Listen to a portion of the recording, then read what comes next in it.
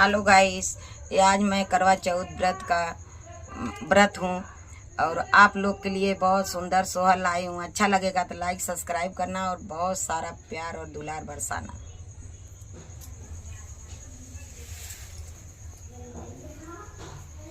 भादों की रतिया